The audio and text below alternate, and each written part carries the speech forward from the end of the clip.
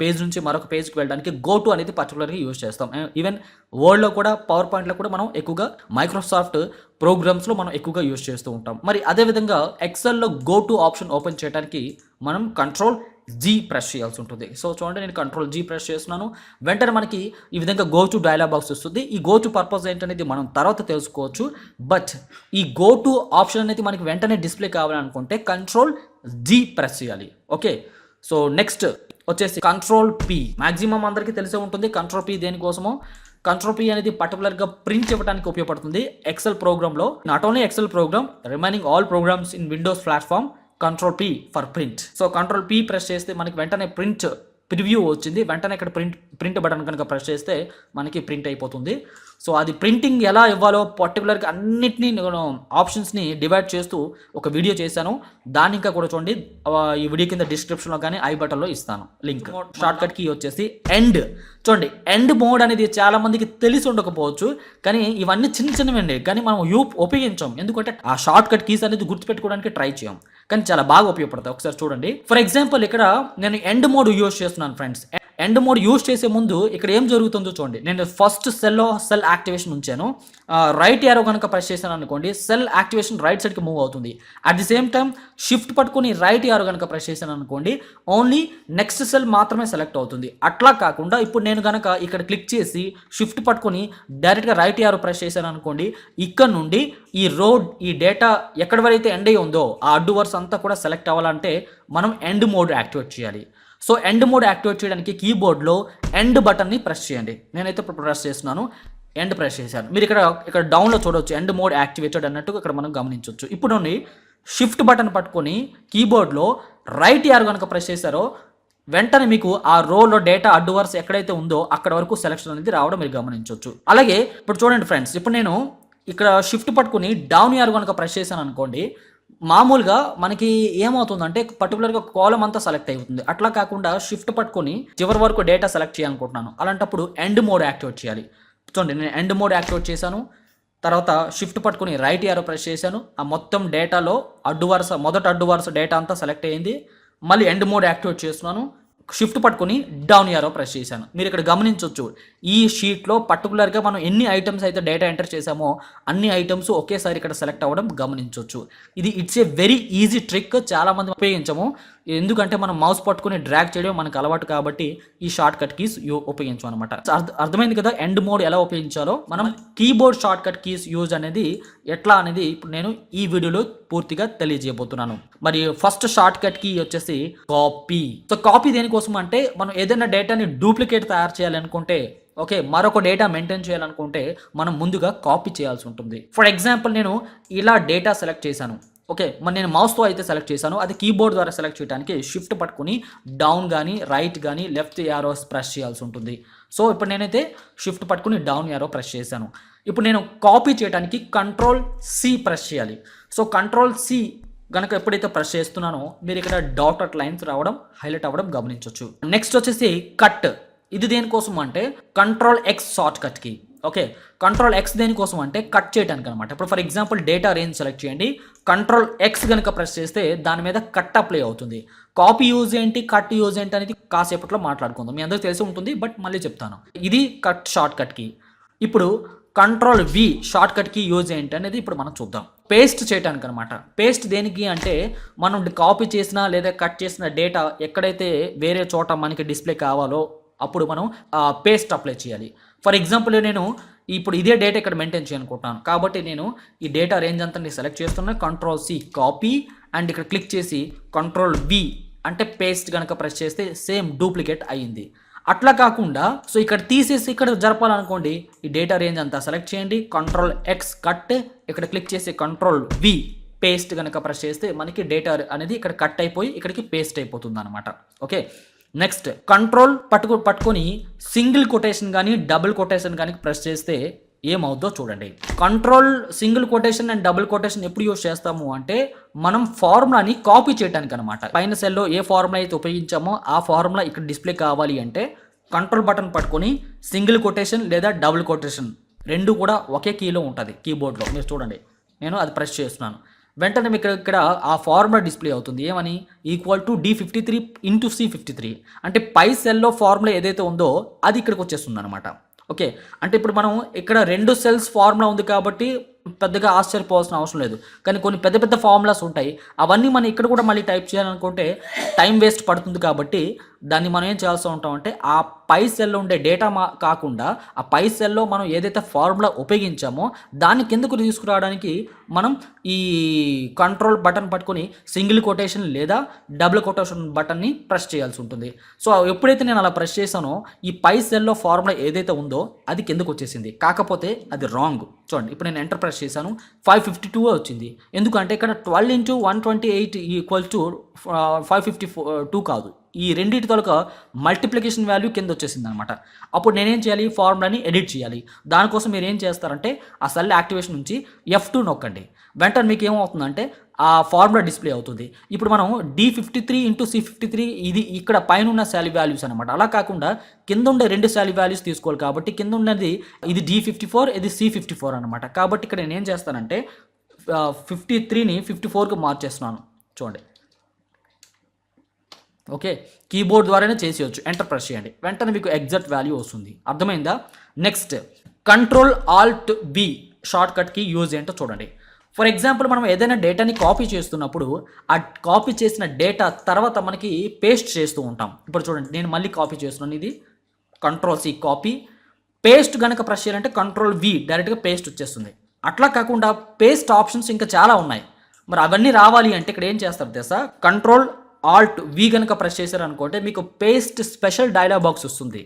Okay, ఇందులో మనం ఏ డేటా అయితే ఏ విధంగా పేస్ట్ చేయాలనుకుంటున్నామో, ఫార్ములాస్ పేస్ట్ చేయాలనుకుంటున్నామా, వాల్యూస్ పేస్ట్ చేయాలనుకుంటున్నామా, ఓన్లీ ఫార్మాట్స్ మాత్రమే పేస్ట్ చేయాలనుకుంటున్నామా అనేది ఇక్కడ మనం సెలెక్ట్ చేసుకోవచ్చు.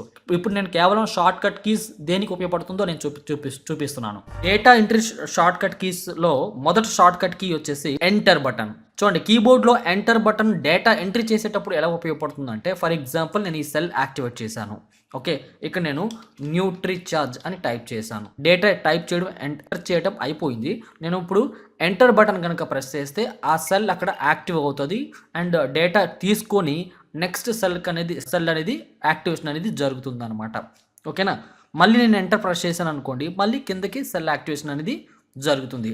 అదే డేటా ఎంట్రీ చేసి మనం ఎంటర్ చేసాం అనుకోండి, ఆ డేటా ఆ సెల్లో ఉండిపోయి కిందకి రావడం అనేది మీరు గమనించాలి. ఇకపోతే నెక్స్ట్ షార్ట్ కట్ కీ వచ్చేసి Ctrl-Enter. మరి ఇది దేనికి ఉపయోగపడుతుంది అంటే, ఫర్ ఎగ్జాంపుల్ నేను ఇప్పుడు ఏదైనా మరొక సెల్లో డేటా ఎంటర్ చేస్తున్నాను, మ్యాన్ అని టైప్ చేస్తున్నాను. ఓకే, టైప్ చేసి నేను ఎంటర్ ప్రెస్ చేసేటప్పుడు ఏమవుతుంది? సెల్ యాక్టివేషన్ అనేది కిందకి దిగిపోతుంది కదా. మరి అలా కాకుండా నేను అది డేటా తీసేసుకుని ఆ సెల్ యాక్టివేషన్ మళ్ళీ అదే సెల్లో ఉండాలన్నమాట. అప్పుడు మనం ఏం చేయాలంటే Ctrl-Enter బటన్ కనుక ప్రెస్ చేస్తే చూడండి, కర్సర్ పోయింది, మరి బ్లింకర్ మరి లేదు అక్కడ, అంటే అదే సెల్ యాక్టివేషన్ ఉంటుంది. ఓకే, నెక్స్ట్ షార్ట్ కట్ కి వచ్చేసి Shift-Enter. ఇది దేనికోసం ఉపయోగపడుతుందో చూడండి. ఈ మనం డేటా ఎంట్రీ చేసేటప్పుడు ఎంటర్ కనుక ప్రెస్ చేసాం అనుకోండి, నేను ఇప్పుడు డేటా ఎంట్రీలో ఉంది, కర్సర్ లోపల బ్లింక్ అవుతుంది కదా. ఇప్పుడు నేను Shift-Enter ప్రెస్ చేశాను అనుకోండి, అప్పుడు ఏమవుతుందంటే ఆ సెల్ నుంచి యాక్టివేషన్ అనేది పై సెల్కి వెళ్ళిపోతుంది అనమాట. అర్థమైందా మీకు? సో మళ్ళీ నేను చూడండి, ఇక్కడ నేను డబుల్ క్లిక్ ఇచ్చాను అంటే ఇప్పుడు డేటా ఎంట్రీ మోడ్లో ఉంది. ఓకే, షిఫ్ట్ బటన్ పట్టుకొని ఎంటర్ ప్రెస్ చేశాను అనుకోండి, సెల్ యాక్టివేషన్ అనేది పైకి వెళ్తుంది. మామూలుగా డేటా ఎంట్రీ ఉండేటప్పుడు ఎంటర్ ప్రెస్ చేస్తే కిందకి దిగుతుంది కదా. అదే డేటా ఎంట్రీ ఉండేటప్పుడు షిఫ్ట్ పట్టుకొని ఎంటర్ ప్రెస్ చేశారనుకోండి, సెల్ యాక్టివేషన్ అనేది పైకి వెళ్తుంది. ఓకే, నెక్స్ట్ షార్ట్ కట్కి చూద్దాం. ట్యాబ్.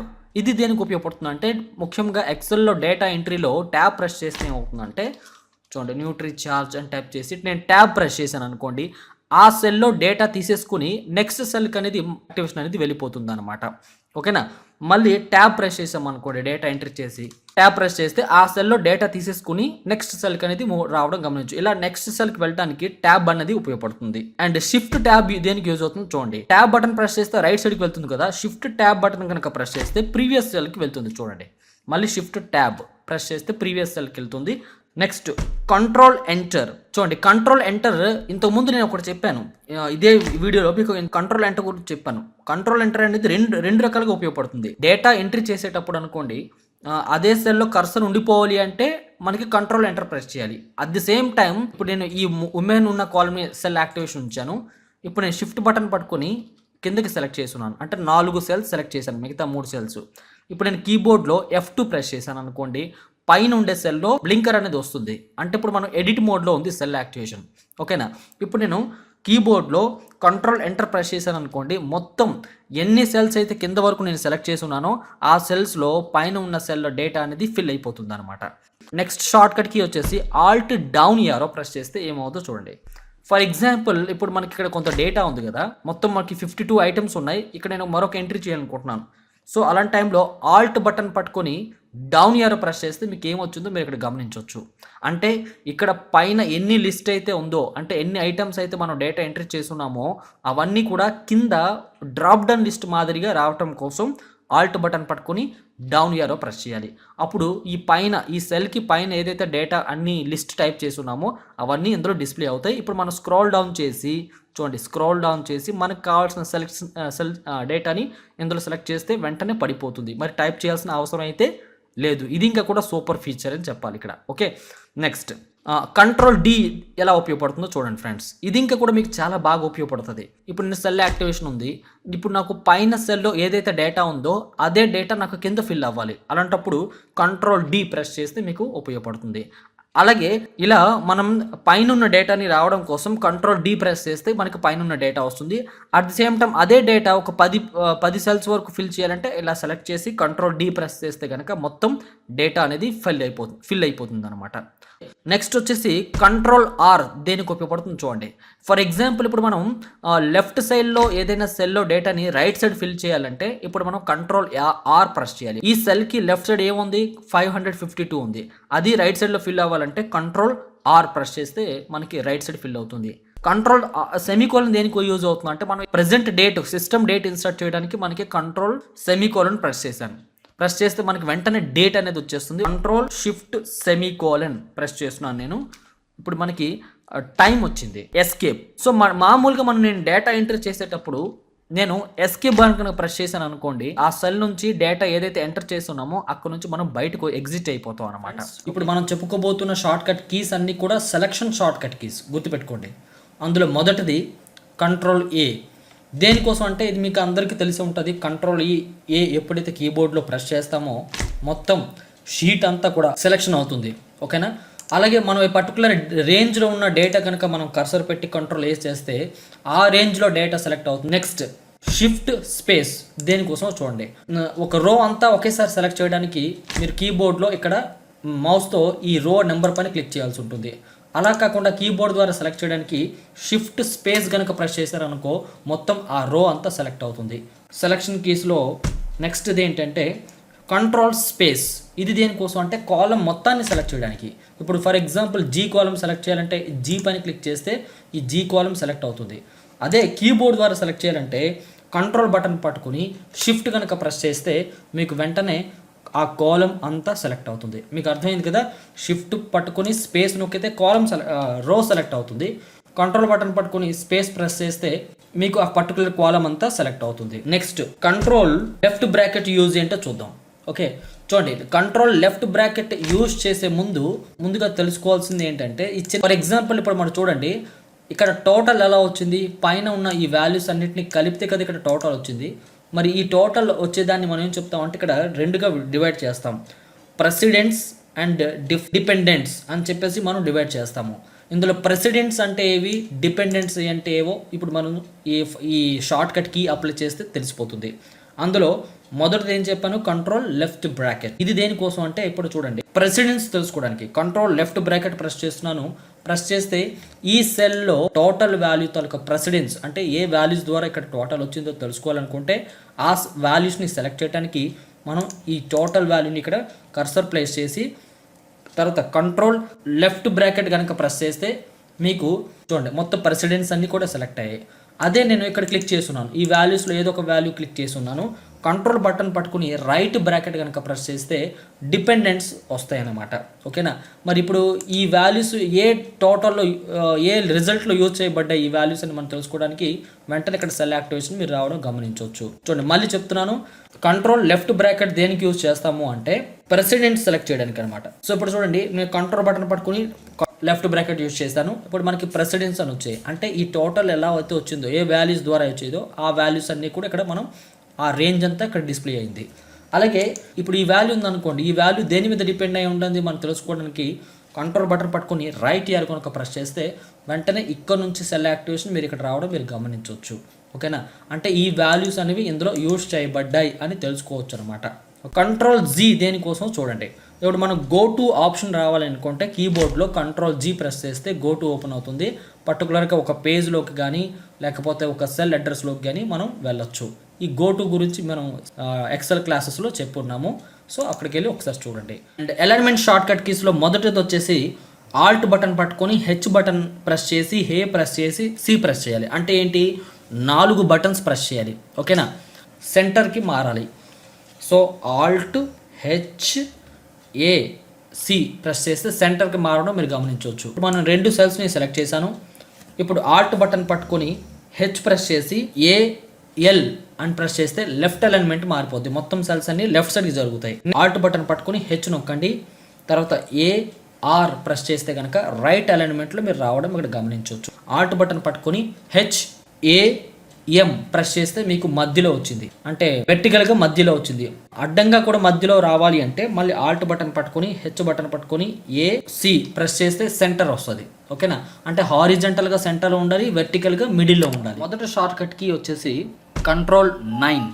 ఇది దేనికోసం అంటే ఇప్పుడు చూడండి, మనం ఒక కాలమ్ని లేదా ఒక రోని మనం హైడ్ చేయాలంటే మనకి షార్ట్ కట్ కీస్ అనేవి ఉపయోగపడతాయి. అందులో కంట్రోల్ 9 దేనికి ఉపయోగపడుతుంది అంటే ఏదైనా అడ్డు వరుసని మనం హైడ్ చేయడానికి. ఫర్ ఎగ్జాంపుల్ ఈ మొదటి అడ్డు వరుస ఉంది చూడండి, ఇదంతా ఈ అడ్డు వరుసని మనం హైడ్ చేయాలంటే ఈ అడ్డు వరుసలో ఎక్కడైనా సెల్ అలా ఉంచేసి కంట్రోల్ 9 ప్రెస్ చేయండి. అప్పుడు మీకు ఈ మొదటి అడ్డు వరుస అనేది హైడ్ అయిపోయింది. అంటే అర్థం ఏంటి, కనిపించకుండా దాచేయడానికి మనం హైడ్ చేయడం అంటారు. కనిపించాలి అనుకున్నట్లయితే మీరు కంట్రోల్ షిఫ్ట్ బటన్ పట్టుకుని అప్పుడు 9 ప్రెస్ చేయాల్సి ఉంటుంది. ఓకేనా, అప్పుడు అన్హైడ్ అవుతుంది. అంటే మళ్ళీ ఎక్కడైతే దాగి ఉన్న అడ్డు వరుసలు అయితే ఉన్నాయో అవన్నీ మళ్ళీ తిరిగి వస్తాయి. ఇప్పుడు కంట్రోల్ 0 ప్రెస్ చేస్తే ఏమవుతుందంటే ఇప్పుడు మనం ఏదైనా ఒక కాలంని దాచాలి అనుకుంటే, ఇప్పుడు చూడండి మొత్తం కాలంని దాచాలి అంటే ఈ కాలంలో ఎక్కడైనా కర్సర్ ఉంచేసి దీన్ని మనం కంట్రోల్ 0 ప్రెస్ చేయాలి. సో ఎప్పుడైతే కంట్రోల్ 0 ప్రెస్ చేసామో ఈ విధంగా మనకి ఆ కాలం అనేది హైడ్ అవుతుంది. మళ్ళీ దాన్ని తిరిగి కనిపించడం కోసం మీరు ఏం చేయాల్సి ఉంటుందంటే ఇప్పుడు 3 కీస్ పట్టుకుని ప్రెస్ చేయాలి.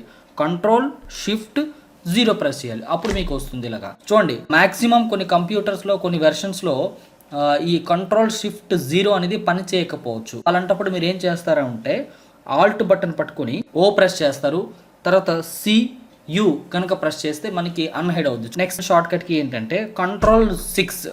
ఓకే, సో ఇది దేనికోసం అంటే ఆబ్జెక్ట్స్ని హైడ్ చేయడానికి మళ్ళీ తిరిగి షో చేయడానికి ఉపయోగపడుతుంది. ఇంతకీ ఆబ్జెక్ట్స్ అంటే ఏంటి, ఏదైతే మనం షీట్స్లో ఏదైనా షేప్స్ కానీ చార్ట్స్ కానీ లేకపోతే ఇంకేదైనా క్లిప్స్ కానీ మనం ఇన్సర్ట్ చేసేటప్పుడు అప్పుడు హైడ్ చేయాలంటే కంట్రోల్ 6 ప్రెస్ చేయాలి, అన్హైడ్ చేయాలని కూడా కంట్రోల్ 6 ప్రెస్ చేయాలి.